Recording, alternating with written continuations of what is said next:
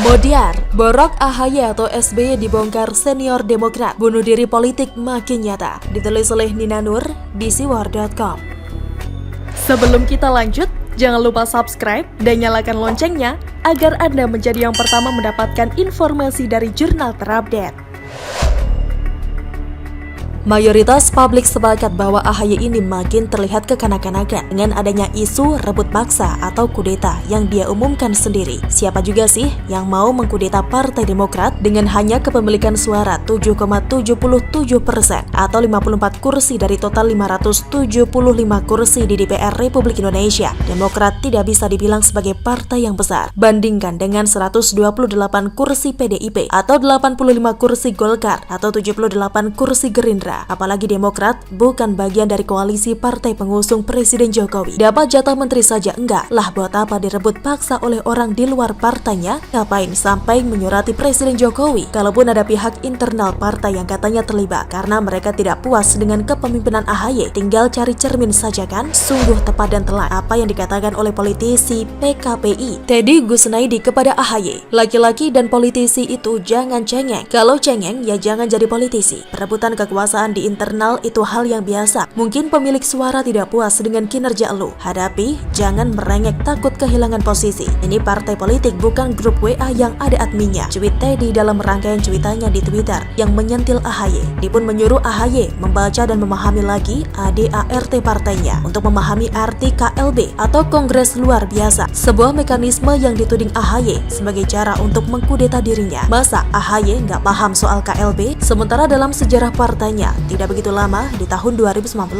desakan untuk menggelar KLB pernah dilontarkan oleh para politisi senior Demokrat waktu itu. Mereka prihatin dengan anjloknya perolehan suara Demokrat dan meminta agar ketua umum diganti. Waktu itu, ketum masih dijabat SBY. Sudah pernah ada jalan sejarah Demokrat kok. Wajar saja keluhan AHY yang sekarang ini bukannya menimbulkan simpati publik, malah jadi cemoohan publik. Dan jeleknya lagi, borok-borok AHY pun makin terbongkar. Yang membongkar adalah para senior dan pendiri Partai Demokrat. Kemarin Selasa 2 Februari, mereka berkumpul dan menyampaikan tanggapan atas pernyataan AHY. Dilansir okezone.com dan kompas.com, mereka mengungkap 4 poin utama sesudah mengkaji masalah ini, termasuk adanya pengaduan, keluh kesah, kegundahan, dan kekecewaan para kader Demokrat di berbagai daerah. Poin-poin ini dibacakan oleh mantan Ketua Komisi Pengawas Partai Demokrat Ahmad Yahya yang juga mantan Gubernur Sulawesi Tengah. Pertama, Kongres Partai Demokrat pada Maret 2020 lalu, di mana waktu itu AHY terpilih sebagai Ketua Umum, menghasilkan keputusan yang dipaksakan. Karena Kongres tidak memenuhi tata beracara sesuai ADART, maka Kongres itu dinilai cacat hukum. Bahkan di dalam Kongres, tidak ada pelaporan dan pertanggungjawaban anggaran dan program partai. Mereka pun menyebutnya sebagai Kongres jadi-jadian. Kedua, oleh sebab poin pertama, maka pengangkatan AHY sebagai Ketua Umum dipaksakan. Ditambah dengan keluhan terhadap kepemimpinan AHY, seperti pemungutan iuran dari setiap DPD, daerah, dan DPC cabang, sehingga menambah beban pengurus daerah. Ini tidak pernah terjadi dalam kepemimpinan ketum terdahulu seperti Subur Budi Santoso, Hadi Utomo, maupun Anas Urbaningrum. DPP Pusat Partai Demokrat dinilai menciderai janjinya untuk menanggung 50% biaya operasional pilkada. Akibat buruknya adalah mesin partai tidak jalan dan tidak maksimal dalam pilkada. Bahkan penentuan pasangan calon dalam pilkada dilakukan oleh DPP Pusat tanpa memperhatikan aspirasi kabupaten atau kota. Ketiga, para kader di daerah ingin Demokrat kembali jadi partai besar setelah anjloknya suara dalam 2 pemilu terakhir dan ingin Demokrat meninggalkan stigma negatif sebagai partai yang eksklusif dan milik keluarga. Para kader di daerah ingin dipimpin oleh figur yang matang, memiliki kemampuan dan kepemimpinan, pengalaman dan ketokohan ekstra untuk mengembalikan kejayaan Demokrat. Keempat, terkait tudingan AHY soal rebut paksa partai melalui KLB, para senior Demokrat ini menekankan bahwa KLB bukanlah hal inkonstitusional karena sudah diatur dalam ADART partai. Kalau KLB dibilang tabu, tentu yang melarang tak memahami aturan dan asas berorganisasi, tegas Ahmad Yahya. Dengan adanya KLB dalam ADART, seorang ketua umum harus hati-hati dalam menjalankan tugasnya, karena disitulah kepiawaian dan kemampuannya diuji. Yang poin keempat jelek banget ya buat AHY, keseluruhan poin juga jelek sih buat AHY maupun SBY. Borok-borok pun terbongkar. Saya baca di media, Marzuki Ali mantan Sekjen Demokrat juga mengancam jika AHY menyinggung dirinya, dia akan buka semua kejelekan jeroan Demokrat di bawah AHY atau SBY. Mungkin sebagian sudah ada di antara 4 poin di atas. Gaduh kan? Masalah pun berkembang, bukannya menyempit dan dapat solusi. AHY malah semakin terlihat tidak layak sebagai seorang pemimpin partai. Makin kelihatan pula campur tangan SBY dalam pengangkatan AHY. Makin jeleklah nama bapak dan anak ini. Bahwa pernyataan AHY soal kudeta partainya itu berimbas paling besar dan paling buruk ke dirinya sendiri. AHY sedang melakukan bunuh diri politik, bukan lagi blunder yang masih bisa diperbaiki, tapi bunuh diri yang tidak bisa dikembalikan nyawanya. Perkara yang sangat pelik dan susah sekali mengobatinya, selalu dari kura-kura.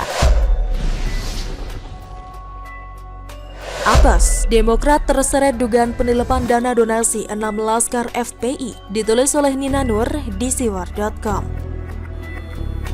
Sebelum kita lanjut, jangan lupa subscribe dan nyalakan loncengnya agar Anda menjadi yang pertama mendapatkan informasi dari jurnal terupdate.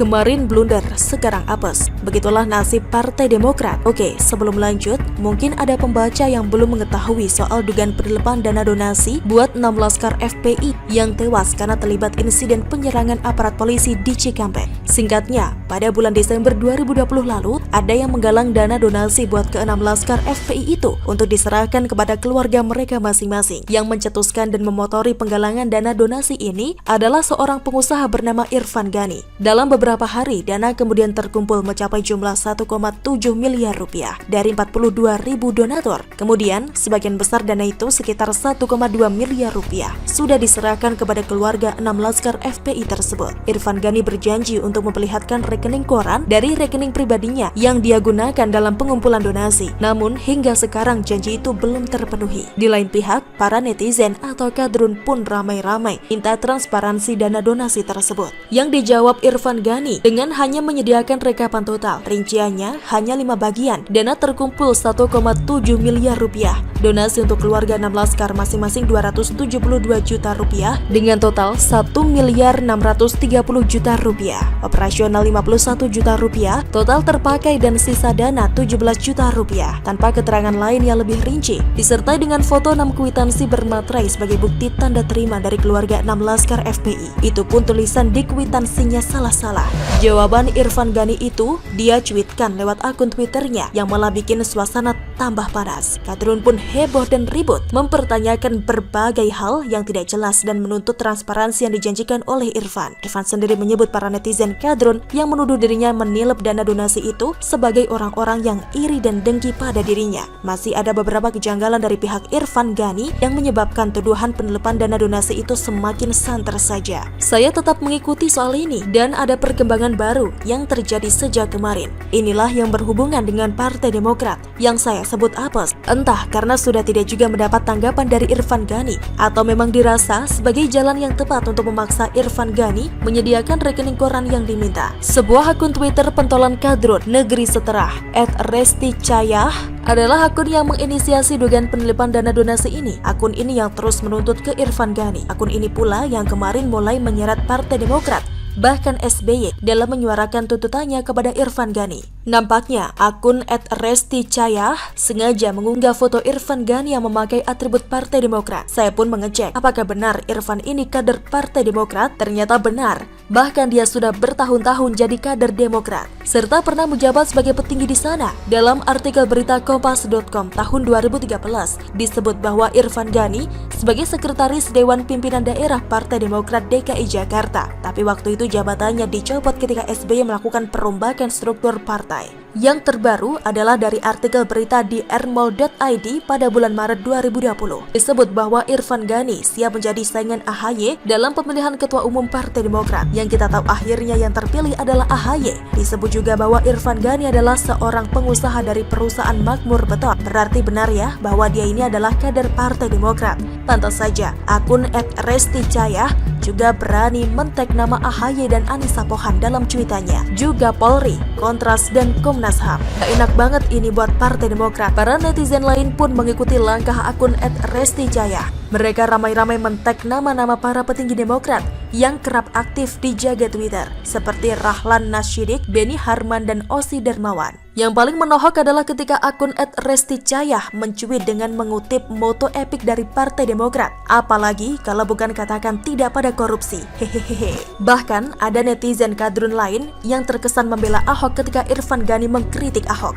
Terus terang, saya menulis ini sambil sesekali ngakak. Para netizen kadrun ini beneran ngamuk terkait dana donasi tersebut. Saya ngakak bukan karena adanya penelpan, tapi karena tingkah mereka terhadap Partai Demokrat. Secara moral, tindakan mereka menuntut transparansi dana donasi itu bisa dipahami. Ya, nasib Demokrat saja yang apes banget, ikut terseret dan ikut jadi bulan-bulanan para netizen atau kadrun. Apakah Partai Demokrat akan menanggapi hal ini? Biasanya para kadernya vokal dan rajin loh mencuit di Twitter. Entahlah, saya gak bisa memprediksi. Hehehe, selalu dari kura-kura.